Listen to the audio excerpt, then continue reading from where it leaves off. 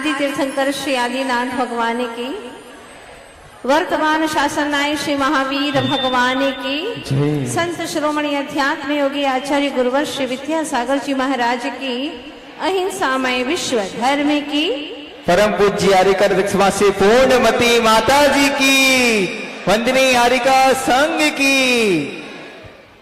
भव्य जीवो, हमारी जिंदगी तो एक 3 पेज की पुस्तक की भांति है, जिसका प्रथम और अंतिम पेज कर्म ने लिख करके दिया है।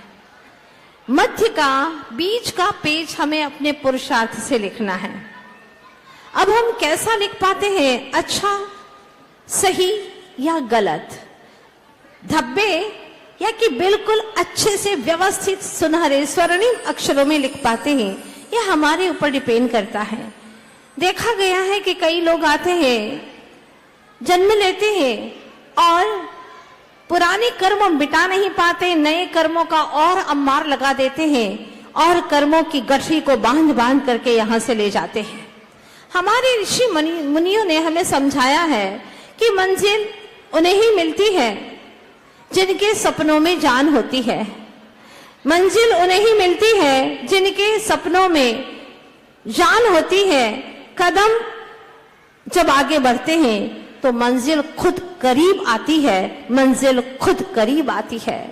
तो हमें कदम बढ़ाना है, सिर्फ बोलना नहीं है। अभी आप लोग देख रहे थे छोटे छोटे बच्चों का कार्यक्रम, देवियों से शुरुआत हुई थी और भगवान के अष्ट प्रातिहार्य पर सारी यात्रा उनकी पूर्ण हो जाती है। इस बीच में कई पड़ाव आए, कई तरह के कर्म के रूपांतर हमारे बीच में आए, कैसे कैसे दृश्य उपस्थित किए गए और कितना पुरुषार्थ किया। साथ में उनके दादा दादी ने भी, उनके माता पिता ने भी, उनके भाई बहनों ने भी इतना पुरुषार्थ किया, तब यहाँ पर 15 सेकंड के लिए आ पाए हैं।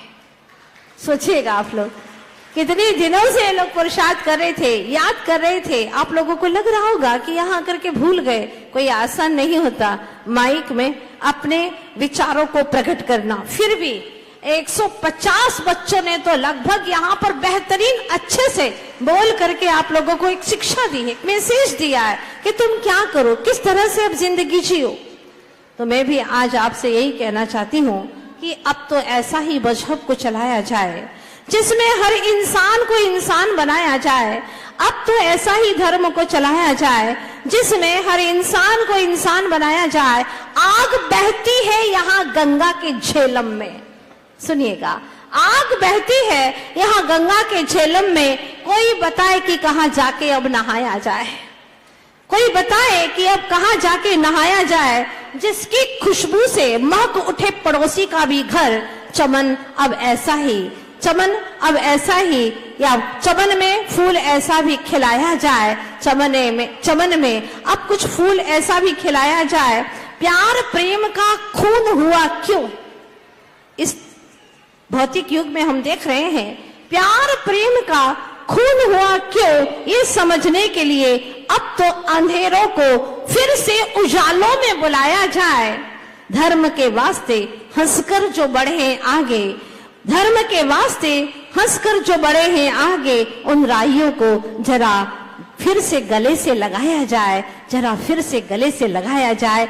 और अंतिम पंक्तियां सुनिएगा, पड़ोसी के दुख दर्द का, पड़ोसी के दुख दर्द का कुछ हो असर तुम पर ऐसा, पड़ोसी के दुख दर्द का कुछ हो असर तुम पर ऐसा कि वो रहे भूखा तो तुमसे भी न खाया जाए, तुमसे भी न खाया जाए। अब तो धर्म को कुछ ऐसा ही चलाया जाए।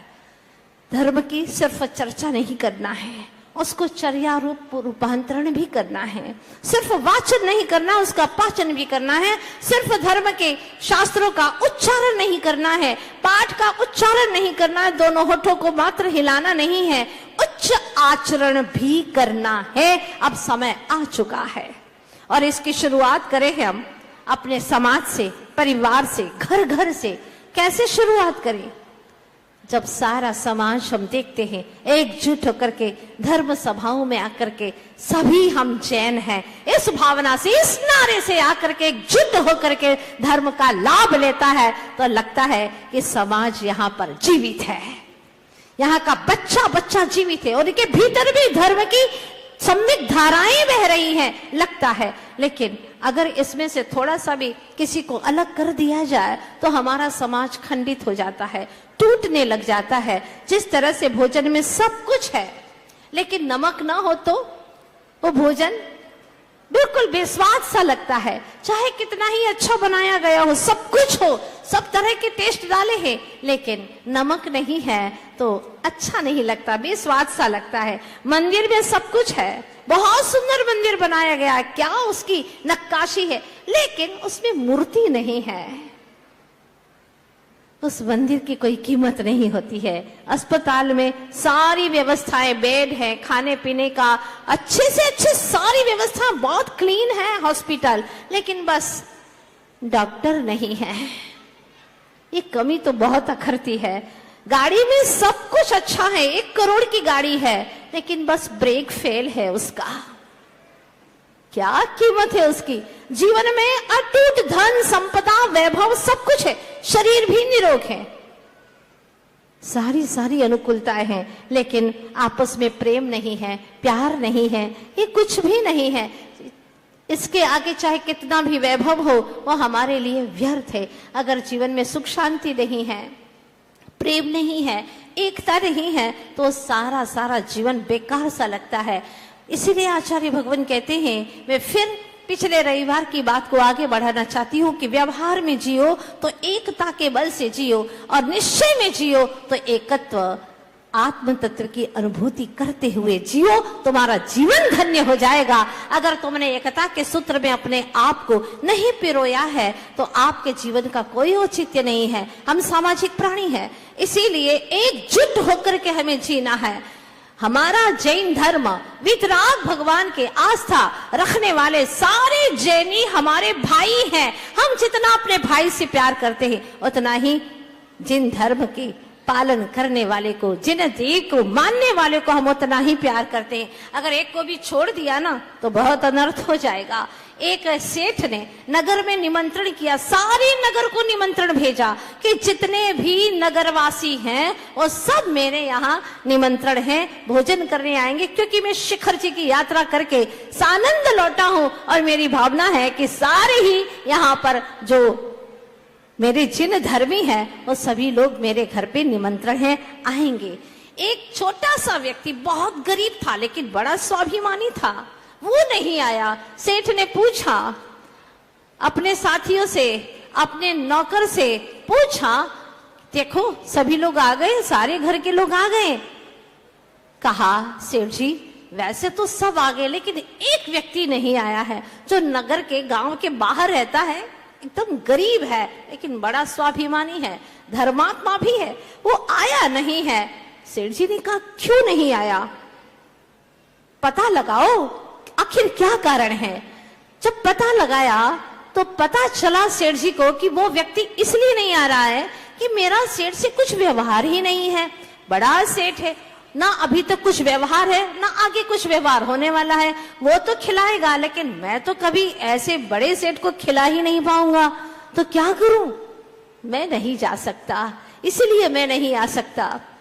सेठ जी को जैसे ही बात का पता चला वो सीधे अपने बग्गी में बैठे और उस व्यक्ति के घर तक पहुंचे। जैसे ही घर तक पहुंचे, वो दुकान पर बैठा हुआ था, उसने देखा सेठ जी, इतने बड़े सेठ मेरे घर के आगे खड़े हैं, और बग्गी से उतर करके सीधे उस व्यक्ति की दुकान पर, जो किराने की दुकान थी, आकर के बैठ गए। और बैठने के बाद में कुछ बोले नहीं, 2-4 चने उसके वहां से दुकान से उठाए, मुंह में डाले और कहा, पानी नहीं पिलाओगे क्या? पानी भी पिला दो, आज तुम्हारे घर पे आया हूँ। पानी पिलाया उसने बड़े ही प्रेम भाव से और उसकी आंखों में खुशी के आंसू छलक आए। आज इतना बड़ा सेठ मेरे छोटे से व्यक्ति के घर पर आया है, अहो भाग्य है मेरा।